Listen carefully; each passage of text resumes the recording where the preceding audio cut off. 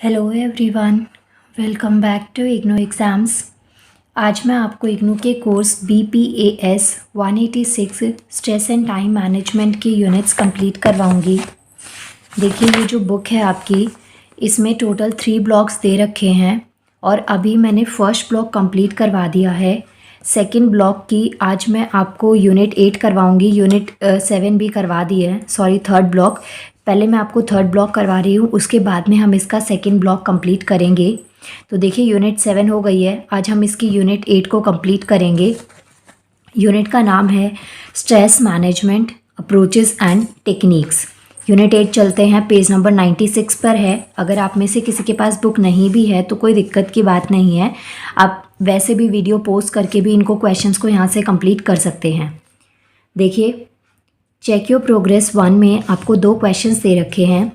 1 bye 1 मैं एक एक क्वेश्चन आपको समझाऊंगी। अगर आपके पास में बुक है तो आप ये पेज नंबर ओपन कर लीजिएगा, और अगर आपके पास में बुक नहीं है तो कोई दिक्कत नहीं है, आप वीडियो पोस्ट करके भी इन टॉपिक्स को कंप्लीट कर सकते हैं और अपने नोट्स बना सकते हैं। देखिए, पेज नंबर 97 और 98 पे फर्स्ट क्वेश्चन का आंसर है। पहले तो क्वेश्चन पढ़ते हैं। Preventative stress management fosters the health of organization and employ leading to higher performance. Elucidate. देखिए, यहाँ पे आपको क्या चीज़ बोली गई है कि जो स्ट्रेस है ना, ये पूरी बुक आपकी स्ट्रेस से रिलेटेड है। तो आप एक प्रैक्टिकल बात समझिए कि जब आप स्ट्रेस में होते हैं, आपका दिमाग मेंटली डिस्टर्ब्ड हो या फिर आप किसी बात को लेके परेशान होते हैं, तो ऑब्वियसली जो आपकी एफिशिएंसी है उसमें ऑटोमेटिकली कमी आ जाती है। लेकिन जब अगर हम स्ट्रेस मैनेजमेंट की टेक्निक्स को फॉलो करें, स्ट्रेस फ्री रहें, खुश रहें, बहुत ही हैप्पी सी लाइफस्टाइल अगर हमारी रहेगी, तो जो ऑर्गेनाइजेशन की हेल्थ है प्लस जो एम्प्लॉयज़ की हेल्थ है ना, वो उसमें एक फोस्टर आपको दिखेगा। एक मतलब काम बहुत अच्छे तरीके से होगा। एक खुशनुमा एनवायरनमेंट में जब काम होता है तो बहुत ही अच्छा और प्रोडक्टिव होता है। तो यही आपको यहाँ पे बोला गया है कि ऐसे एक स्टेटमेंट दे रखी है, इस चीज़ को आपको एक्सप्लेन करना है। आप चाहें तो इसमें एग्जाम्पल का भी यूज़ कर सकते हैं, या फिर ऐसे एक स्टेटमेंट टाइप में दे रखी है, उसके ऊपर आपको लाइट डालनी है, हाईलाइट करने हैं इन पॉइंट्स को कि स्टेटमेंट का क्या मीनिंग है। सो पेज नंबर 97 और 98 पे आपको इसका आंसर मिलेगा। देखिए, यहाँ पे हेडिंग आपको दे रखी है the preventative stress management model. तो यहाँ से हम इसको स्टार्ट करते हैं। ये जो स्टेटमेंट है ये मैंने यहाँ पे हाईलाइट कर दी कि ये स्टेटमेंट आपको यहाँ पे क्या दे रखी है। तो देखिए, इसमें होता क्या है कि जो भी स्ट्रेस होता है ना, वो ऑर्गेनाइजेशन और जो उसके मेंबर्स होते हैं उन सब के ऊपर एक इम्पैक्ट डालता है। अब जब हमारे पास में इफ़ेक्टिव स्ट्रेस मैनेजमेंट स्ट्रेटजीज़ होती हैं, तो इससे क्या होता है कि हम एक स्ट्रेस को दूर करने में काफ़ी हमारे लिए हेल्पफुल हो जाती है। इससे कि हमारा काम बहुत अच्छे से हो जाता है, और अगर एक एम्प्लॉय का काम अच्छे से होगा तो जो ऑर्गेनाइजेशन है उनकी ग्रोथ ऑटोमेटिकली बढ़ जाती है। तो यही चीज़ यहाँ पे आपको समझा रखी है। जो प्रिवेंशंस हैं, अप्रोचेस हैं इसकी स्ट्रेस मैनेजमेंट की, तो इसको 3 स्टेजेस में डिवाइड किया गया है। एक है प्राइमरी, सेकेंडरी और टर्शरी प्रिवेंशंस। तो ये तीनों स्टेजेस यहाँ पे आपको टेबल में दे रखी है। 1 बाय 1 हम इनको टेबल में पढ़ेंगे। जैसे कि देखिए, टाइप्स ऑफ इंटरवेंशंस में फर्स्ट आता है प्राइमरी, कि प्राइमरी लेवल पे आप स्ट्रेस से कैसे बच सकते हैं। यहाँ पे 2 कॉलम्स आपको दे रखे हैं। एक तो इंडिविजुअल के लिए, इंडिविजुअल का मतलब हो गया कि एक एम्प्लॉय के लिए, और दूसरा आता है ऑर्गेनाइजेशनल स्ट्रेस जो होता है ऑर्गेनाइजेशन में। आप जैसे एज अ टीम लीडर कहीं पे काम कर रहे हैं और आपकी टीम में 4 से 5 मेंबर्स हैं और उनकी वजह से भी आपको स्ट्रेस है, प्लस ऑर्गेनाइजेशन की ग्रोथ इतनी ज़्यादा नहीं हो रही है, उस वजह से भी आपको स्ट्रेस है। तो यहाँ पे 2 टाइप से स्ट्रेस को दूर करने के तरीके हैं। पहला तो इंडिविजुअल लेवल पे एक सिंगल पर्सनालिटी के बेसिस पे, और सेकंड आता है ऑर्गेनाइजेशनल स्ट्रेस जो है उसको मैनेज करने की टेक्निक्स क्या क्या हैं। प्राइमरी प्रिवेंशंस में देखिए, फर्स्ट इंडिविजुअल के में पॉजिटिव थिंकिंग आता है, लर्नड ऑप्टिमिज्म, टाइम मैनेजमेंट बहुत इंपॉर्टेंट है। टाइम मैनेजमेंट के ऊपर मैं बहुत सारी वीडियोस ऑलरेडी अपलोड कर चुकी हूँ। जैसे जो चीज़ ज़्यादा इंपॉर्टेंट है उसको पहले करना, जो कम इंपॉर्टेंट है उसको दिन के बाद के आवर्स में डिवाइड कर देना। इसके अलावा टू डू लिस्ट को प्रिपेयर करना, अपनी जो भी चीज़ें हैं उनको टाइम पे उनके सही जगह पे रखना, जिससे कि आपको उनको ढूंढने में टाइम वेस्ट ना हो, और वो जो टाइम है आप उसको अच्छी तरीके से यूटिलाइज़ कर सकें। इसके अलावा जो आपका फ्री टाइम होता है, किसी भी काम के बीच का गैप है या कोई भी आपके पास में फ्री टाइम है, तो उसको आप कितने अच्छे तरीके से यूटिलाइज़ कर रहे हैं, इन टेक्निक्स की हेल्प से जो इंडिविजुअल स्ट्रेस मैनेजमेंट है वो हो जाता है। ये प्राइमरी लेवल पे है। सेकेंडरी लेवल पे इंडिविजुअल्स में देखिए, जैसे कि आप फिज़िकल एक्सरसाइज कर सकते हैं, योगा, मेडिटेशन, ये चीज़ें बहुत इंपॉर्टेंट होती हैं हमारी फ़िज़िकल हेल्थ को अच्छा रखने के लिए। क्योंकि जब आप फिज़िकली फिट रहते हैं तो मेंटली आप ऑटोमेटिकली बहुत अच्छा सोचने लग जाते हैं। तो हम इसमें फ़िज़िकल एक्सरसाइज कर सकते हैं, मेडिटेशन कर सकते हैं, या फिर कुछ बॉडी को रिलैक्स करने के लिए ट्रेनिंग ले सकते हैं। डाइट बहुत इंपॉर्टेंट रोल प्ले करती है। जितनी हेल्दी डाइट रहेगी, हेल्थ आपकी उतनी अच्छी रहेगी। जितना हेल्थ अच्छी रहेगी उतनी ज़्यादा हमारी जो एफिशिएंसी है वो बढ़ जाती है।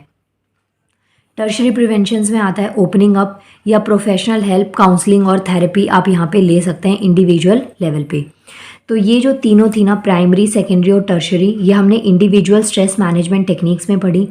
वहीं पे साइड में देखिए ऑर्गेनाइजेशनल जो स्ट्रेस मैनेजमेंट टेक्निक्स हैं उसमें क्या क्या चीज़ें आपके पास में आती हैं, जैसे कि जॉब को रीडिज़ाइन करना, गोल सेट कर लेना। छोटे छोटे ना गोल सेट करना बहुत इंपॉर्टेंट हो जाता है जब हमें सक्सेस चाहिए होती है।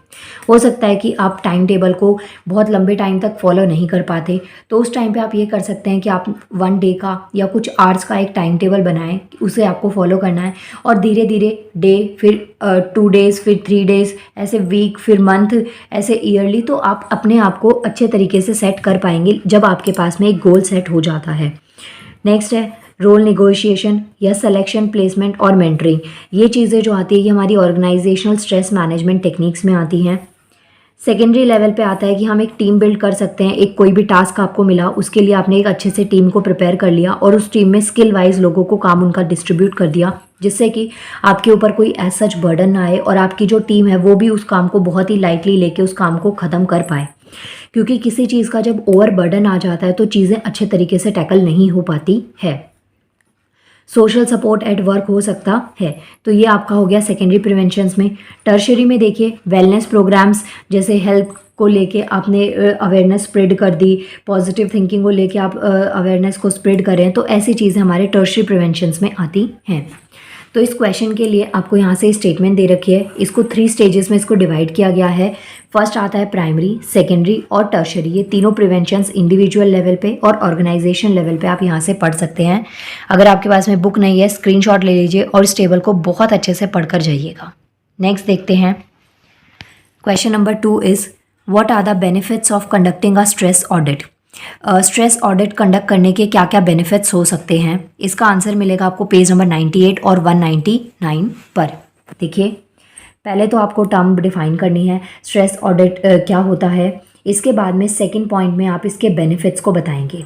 तो स्ट्रेस ऑडिट क्या है। Some components of the stress audit include identify the source of stress. Stress audit में क्या क्या चीज़ें आती हैं कि आप ना सोर्स पता लगाएं कि किस वजह से स्ट्रेस हो रहा है, स्ट्रेसर कौन है, किसकी वजह से आपको स्ट्रेस मिल रहा है, कौन आपको स्ट्रेस दे रहा है, उसके आउटकम्स क्या हैं। आप इंडिविजुअल लेवल पे उसके डिफरेंसेस को आइडेंटिफाई करें। किस तरीके का स्ट्रेस है, एक नॉर्मल स्ट्रेस है या वो स्ट्रेस का लेवल बहुत ज़्यादा बढ़ गया है।